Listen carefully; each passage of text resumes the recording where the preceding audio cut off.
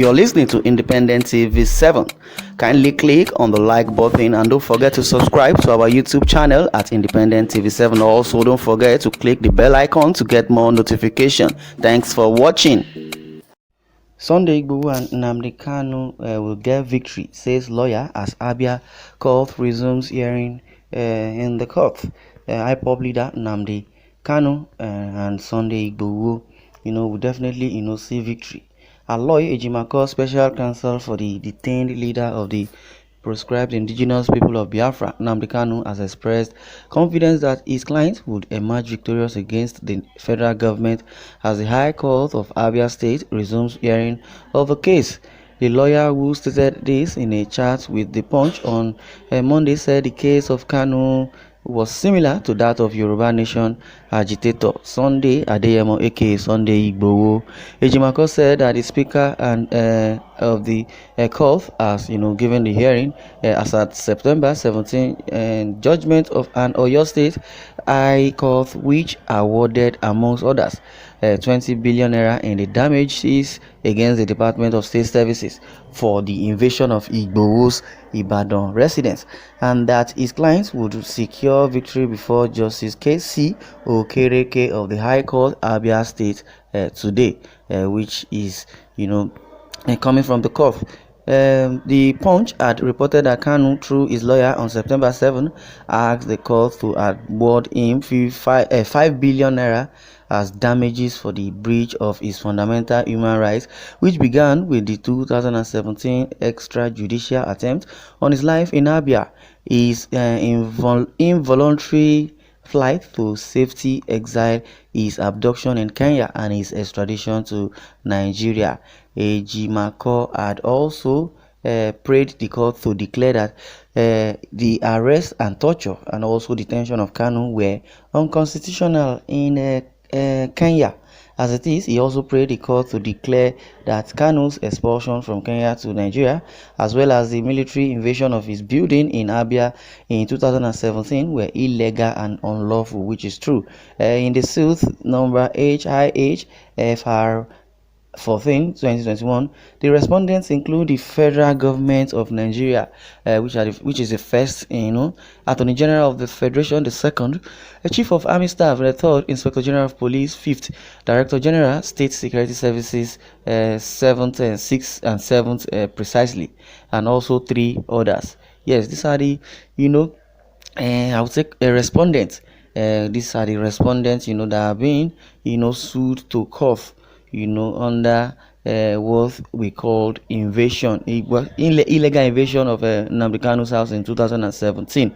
So Ejimakor, the lawyer and the counsel to Nnamdi Kanu, is praying the court, to sue, or for those that have been mentioned, to be sued so that they can, pay 5 billion naira damages, for the breach of the fundamental human rights, which began with Nnamdi Kanu in 2017, and is also an extrajudicial attempt on his life in Abia State, in his hometown. His involuntary flight and safety exile is in abduction also in Kenya, and his extradition to Nigeria. Yes, definitely. Malami, the Attorney General of the Federation, was the one who announced that Nnamdi Kanu was arrested. So the questions the lawyers and the counsel were asking Malami is how Nnamdi Kanu was arrested. How was he arrested?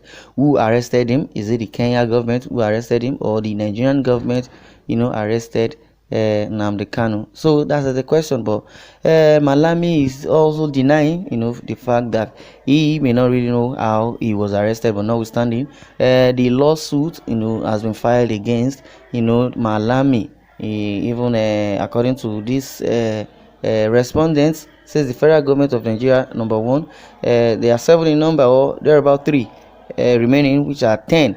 So the federal government of Nigeria is being sued by Nnamdi Kanu. The Attorney General of the Federation, Malami, also is being sued by Nnamdi Kanu. The Chief of Army Staff is the third person that has been sued, by Nnamdi Kanu. The Inspector General of Police is the 5th person, and the Director General also is being sued. The State Security Services and 3 other persons, being sued, in the law suit against what we call invasion of Nnamdi KANU, or better still, illegal invasion. Nnamdi KANU would have been killed, if he had not escaped. And now they are telling us that Nnamdi KANU was kidnapped. No, Malami said Nnamdi KANU was arrested in Kenya, but the truth of the issue of the matter is that Nnamdi KANU was kidnapped or abducted from Kenya, and he faced so many tortures before he came down to Nigeria. The government of Kenya also denied that Nnamdi KANU was not in their country. But if eventually Nnamdi KANU came to their country, the president said he did not know if the security of Kenya were the ones who abducted him, or some hoodlums. That was what the reports he gave when he was being interviewed. Well, the indigenous people of Biafra leader had also secured an order from the court to serve by substituted means an application for enforcement of his fundamental rights. The case, which was adjourned to September 21, would come up very soon in the Abia state capital, Umuahia, and also it's been adjourned, and it's going to take place gradually as it is. Speaking with our correspondent on his expectation in court today, Ejimakor said, I have confidence that the Abia court will uphold the law. Definitely the Oyo State High Court judgment in Igboho's case also, which is similar to Kanu, is instructive and underscores the wide powers of state high courts when it comes to enforcement of fundamental rights. Yes, the same invasion that was meted to Nnamdi KANU in 2017 was the same that was being carried out on Igboho's residents in 2021. Can you see that the federal government, or the well, let me say the government of Buhari, is full of evil and violation of fundamental human rights on protesters or self-determinants. Those that are speaking against the bad governance of Buhari are being trampled upon, being clamped down. So they are, the people or the security personnel who they asked to carry out the actions were being charged, but though they would say it's the federal government of Nigeria who gave the order, because they are working for the federal government. Well, the lawyer of Nnamdi KANU, Ejimakor, also said the court will check in its file whether proof of service on each of the 8 respondents have been filed in the court's file. Given that the suit was filed on 7th of September, it is expected that this service of process must have been completed by now, and if service was accomplished, the respondents have 5 days to file their counter affidavits from the date of completion of service.